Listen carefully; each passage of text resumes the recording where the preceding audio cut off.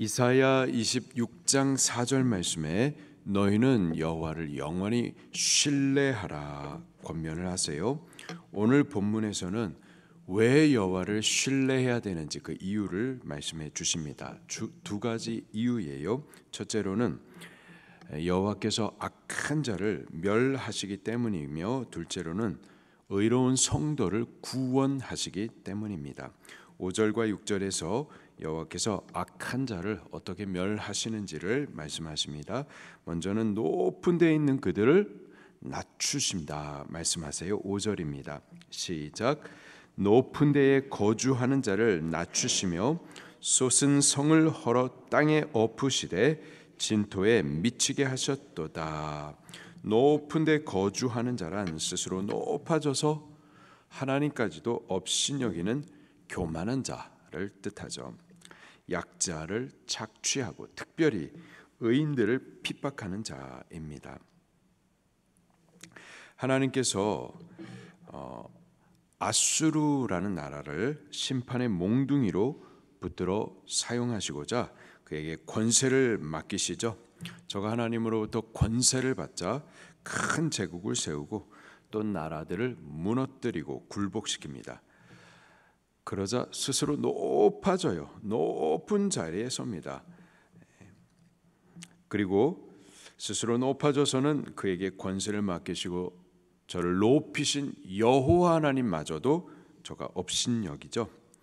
유다의 히스기야 왕 때에 아수르가 18만 5천이나 되는 대군을 몰고 예루살렘을 포위하고는 항복을 요구를 합니다. 그러면서 히스기야와 또 히스기야가 믿고 신뢰하는 여호와 하나님을 향하여서 망령된 소리를 외칩니다. 이사야 36장 18절부터 20절에 아수르가 이렇게 말합니다. 열국의 신들 중에 자기 땅을 아수르 왕의 손에서 건진 자가 누구냐? 이 열방의 신들 중에 어떤 신이 자기의 나라를 내 손에서 건져냈기에 여호와가 능히 예루살렘을 내 손에서 건지겠느냐? 아수르가 권세를 받아 거기에 막 취하더니 스스로 높아져서는 하나님까지도 업신여기게 됩니다. 어떻게 되나요? 하루 저녁에 아수르 군대 18만 5천이 송장이 되어버립니다. 그리고 이 아수르의 왕이었었던 산헤립이 도망쳐 자기 나라로 돌아갔더니 그의 아들들에 의해서 살해를 당해요. 악인은 높은 데 거주하여 악을 행하지만은 그러면서 하나님을 업신여기며 여호와의 백성을 핍박할지라도 여호와 하나님께서 그들을, 그 악인들을 그들이 거주하는 높은 데에서 하룻밤에 낮추십니다. 솟은 성처럼 견고해 보일지라도 하나님께서 헐어서 땅에 던져내세요. 진토에 미치게 하십니다. 때문에 우리 여호와 하나님을 더욱 신뢰하셔야만 하는 거죠. 또한 여호와 하나님께서는 이 악인들을 멸하시되 의로운 자의 발로 밟아버리십니다. 6절 말씀도 같이 읽겠습니다. 시작. 발이 그것을 밟으리니 곧 빈궁한 자의 발과 곰핍한 자의 걸음이리로다. 빈궁한 자, 곰핍한 자, 신앙을 지키다가 미움을 당하고 진리를 따르고 계명을 따르다가 그렇게 낮아지고 고난당하고 밟히고 던져진 의인들을 말합니다. 하나님께서 마침내 고난당한 그 의인들을 일으켜 세우시고 그들의 발로 악인들의 머리를 밟게 하세요. 유다가 바벨론에 의해서 멸망당하고 바사 나라의 통치를 받는 동안에 이 아말렉 족속의 후손이었었던 하만이 모든 대신들 위의 권세를 받아 스스로 높아집니다. 스스로 높아져서는 모든 사람들로 자기에게 숭배하도록 해요. 그때 이 모르드게라고 하는 유다인이 여호와 하나님을 경외하고 오직 여호와 하나님에게만 예배하고자 우상에게 절대 무릎 꿇지 않고자 하는 그 모르드게가 이 하만 앞에 무릎을 꿇지도 않고 절도 하지 않습니다. 그러자 이 하만이 자기가 가진 그 높은 권세로 모르드게를 멸절시키려고 해요. 근데 모르드게뿐만이 아니라 모르드게가 속한 이 유다 민족 전체를 갖다가 말살하려고 계획을 합니다. 어떻게 되나요?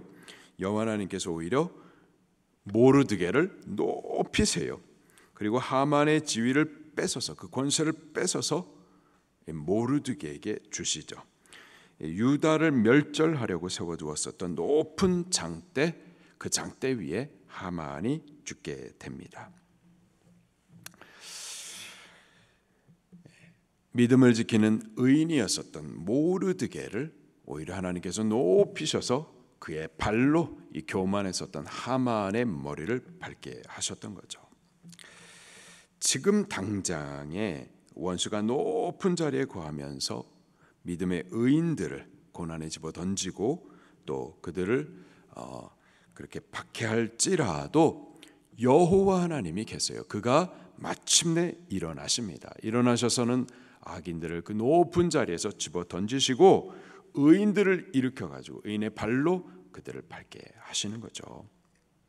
때문에 우리는 여호와 하나님, 그분을 더욱 신뢰하셔야만 하는 겁니다. 여호와 하나님께서는 한편 악인들을 집어던지시고 성도들은 구원하시며 그들의 길을 평탄케 하십니다. 7절 말씀입니다. 시작. 의인의 길은 정직함이요 정직하신 주께서 의인의 첩경을 평탄하게 하시도다. 의인, 믿음의 사람들, 그들은 정직한 길을 걷는 자들입니다. 말씀의 길을 걷죠. 말씀에서 벗어나거나 치우치지 않습니다. 말씀을 따라서 가기 때문에 악인들이 미워해요. 악인들 가운데 미움을 당하고 또 손해보는 일들이 있죠. 그러나 악인들은 미워하고 악인들은 의인들을 어떻게 하든지 짓밟으려고 하지만은 여호와께서는요, 그 믿음의 길을 따라가는 정직한 자의 길을 따라가는 의인들을 인정하십니다. 그리고 그 의로운 길을 평탄케 하세요. 도우세요. 보호해 주시는 겁니다. 길이 없으면 그곳에 길을 만들어서 걷게 하시고, 문이 닫혀 있으면 그 닫힌 문을 열어서 가게 하십니다. 불기둥, 구름기둥으로 보호도 하시고 또 앞서 인도도 해 가시는 거죠. 요셉이 여호와 하나님 보시기에 정직하게 길을 갔었습니다. 정직하게 행하셨어요. 그러는 중에요, 미움을 받아요. 형들의 미움을 받아가지고 아라비아 상인에게 팔리더니 보디발의 집에 종이 되어지죠. 거기서도 요셉은 또 여호와 하나님 보시기에 정직하게 행합니다.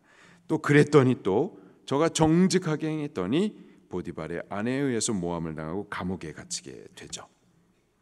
모함을 당하고 감옥에 갇히게 돼요. 왜요? 보디발의 아내의 요구를 따르지 않고 여호와의 목전에 정직한 자의 길을 따라 갔었기 때문에, 정직한 자의 길을 따라 갔더니 이러한 모함을 당하고 손해를 보고 감옥에 갇히게 되는 거죠.